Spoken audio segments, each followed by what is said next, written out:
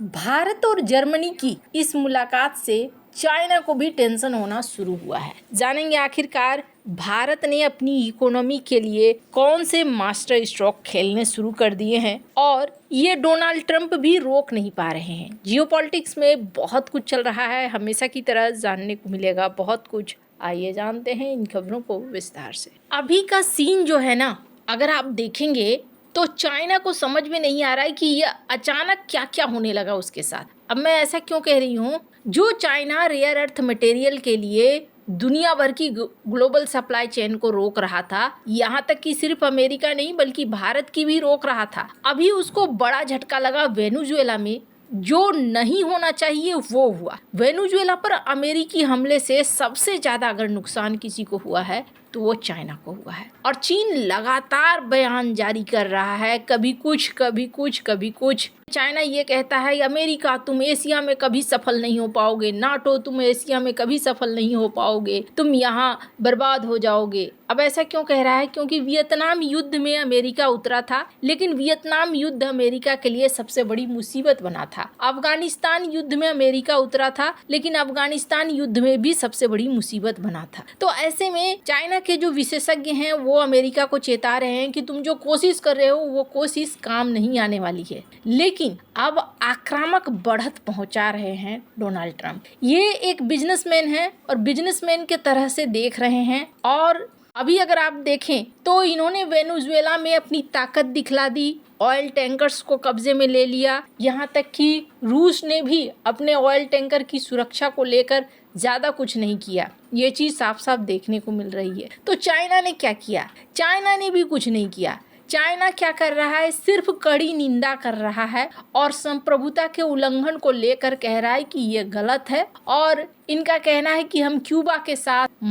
समर्थन रखेंगे, एक दूसरे का समर्थन जारी रखेंगे, दक्षिण अमेरिकी देशों के साथ हम मिलकर रहेंगे। लेकिन समस्या क्या है? समस्या ये है कि चाइना सिर्फ बोलेगा और कुछ करेगा नहीं, तो धीरे धीरे उसके हाथ से जमीनें खिसकती जा रही है। अब ऐसा ही हो रहा है। वैसे अमेरिका ने अंतर्राष्ट्रीय व्यवस्था से मुंह मोड़ लिया है और चाइना सोच रहा है इस मौके का फायदा उठाऊं कि रोऊं। फायदा ऐसे कि अमेरिका बहुत सारे संस्थानों से निकल रहा है, क्या करूं मैं उसमें एंट्री ले लूं और मैं एक बड़े सुपर पावर की तरह बन जाऊं। लेकिन यहाँ समस्या क्या है? अमेरिका ने एक जाल नहीं कई जाल चाइना के लिए बिछा कर रखे हैं और जिसमें है इकोनॉमी सबसे बड़ी मुसीबत। पहली बात तो ये, वेनेजुएला में जो अमेरिका ने एक्शन लिया, उस एक्शन के बाद एक चीज समझ में आ गया कि वेनेजुएला में चाइना के डिफेंस सिस्टम, चाइना के हथियार, चाइना के रडार काम नहीं आए। और ऐसा कहा जाता था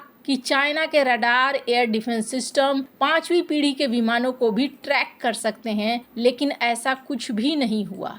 और ऐसा मत समझिए कि वेनेजुएला में घुसने से अमेरिका को चाइना की बहुत सारी चीजें हाथ नहीं लगी है। चीन ने वेनेजुएला के कैप्टन मैनुअल रियोस एयरबेस पर कथित तौर पर एल सैम्ब्रो ट्रैकिंग स्टेशन बना रखा है और इसका बैकअप तैयार करने के लिए कई तरह के उपकरण लगा रखे हैं। अब जैसे ही यहाँ वेनेजुएला में अमेरिका घुसता है, इन सारी चीजों पर भी उसकी नजर पड़ेगी। चीन वेनेजुएला का सबसे बड़ा विदेशी निवेशक और उसके तेल के खरीदारों में से एक रहा है, जो अब खतरे में पड़ गया है। चीनी टेलीकम्युनिकेशन जो यहाँ फैली हुई थी, इसको भी अमेरिका हटा रहा है। अब इस बीच क्या देखने को मिल रहा है कि चाइना की इकोनॉमी, इसको लेके दो तरह की खबरें आ रही हैं। अगर चीनी मीडिया को देखेंगे तो वो अपनी वाहवाही लूट रही हैं और वहीं अगर पश्चिमी मीडिया को देखेंगे तो वो कह रहे हैं कि चाइना की इकोनॉमी प्रोजेक्टेड है 2026 के लिए ये नीचे की तरफ जाएगी। उसके बाद CNBC की खबर देखें तो चाइना का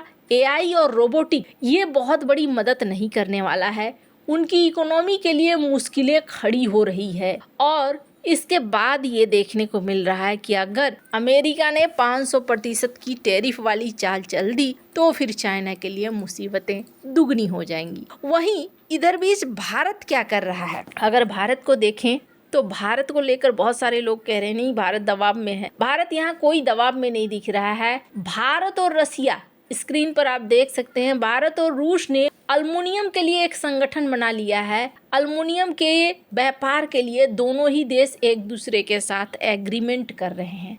एल्यूमिनियम कितना ज़्यादा महत्वपूर्ण है ये किसी से छिपा नहीं है, इंफ्रास्ट्रक्चर के क्षेत्र में भी और उपकरण, सैन्य, कई क्षेत्रों में। पर सिर्फ यहीं तक मामला नहीं है, बल्कि मामला और आगे बढ़ा है। भारत और रूस लॉजिस्टिक सपोर्ट बिल्ड कर रहे हैं ताकि $100 बिलियन का व्यापार हो सके। यानी ऐसा नहीं है कि ट्रंप के दबाव में भारत ने रूस को छोड़ दिया है। वहीं दूसरी तरफ जर्मनी के चांसलर मर्ज भारत आए हैं और इस मीटिंग पर तो चाइना की नज़र बहुत ज़्यादा है। इसलिए बहुत ज़्यादा है कि अभी तो चाइना ने दिखला दिया है कि उनका व्यापार ट्रिलियन में है, सरप्लस के साथ, लेकिन ऐसा है नहीं सीन। ये कहा जा रहा है कि ज़्यादातर करेंसी को मैनिपुलेट करके ये हासिल किया गया है, पर असली क्या है? असली ये है कि चाइना को अपने घरेलू मांग को ठीक करना होगा, जो सबसे महत्वपूर्ण है। अभी जर्मनी के साथ जो भारत की मीटिंग हो रही है और यहाँ पर दोनों देशों ने कई MOU साइन किए हैं। इसमें दोनों देशों की रणनीतिक साझेदारी को एक नए लेवल पर ले जाने की बात हुई है। इसके बाद ये कहा जा रहा है कि दोनों देशों का द्विपक्षीय व्यापार $50 अरब के आसपास पहुंच चुका है। अब ये ट्रेड डील बहुत ज़्यादा महत्वपूर्ण है। पहली बात तो ये कि मर्ज मई में चांसलर बनने के बाद एशिया की पहली यात्रा, ये यात्रा यूरोपीय संघ और भारत के बीच होने वाली महत्वपूर्ण बैठक से ठीक 2 हफ्ते पहले हो रही है। दोनों पक्ष एक लंबे समय से अटके हुए मुक्त व्यापार समझौते को अंतिम रूप देने की कोशिश कर रहे हैं। पीएम मोदी ने इसमें कहा कि भारत में 2000 से ज्यादा जर्मन कंपनियों की लंबे समय में मौजूदगी है। ये भारत पर उनके अटूट विश्वास यहाँ मौजूद अपार अवसरों को दिखलाता है। अब इस FTA का अंतिम रूप देने की बात हो रही है। FTA की अंतिम रूप देने से क्या होगा? 2 चीजें हो रही हैं। पहली चीज तो ये हो रही है, भारत को व्यापार करने के लिए 28 देश मिल रहे हैं। वहीं दूसरी चीज क्या हो रही है, यूरोप का यकीन अब न तो अमेरिका पे रहा है और न ही चाइना के ऊपर रहा है। ऐसे में भारत उनके लिए एक बहुत अच्छा ऑप्शन बनकर उभरा है जिस पर वो यकीन कर सकते हैं।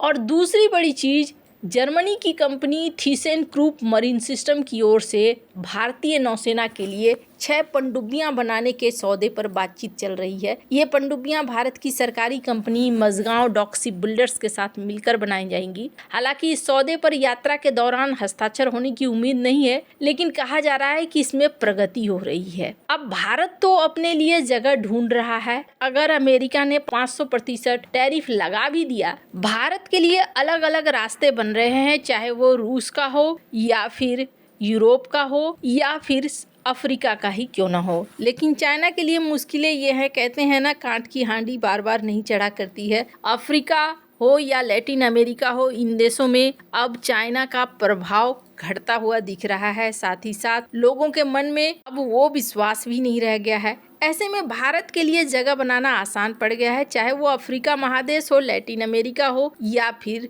यूरोप हो। वैसे आपको क्या लगता है, इन सब मामले में आपकी क्या राय है? कमेंट कर जरूर बताएं। जल्द मिलते हैं अगले वीडियो में नई खबर के साथ।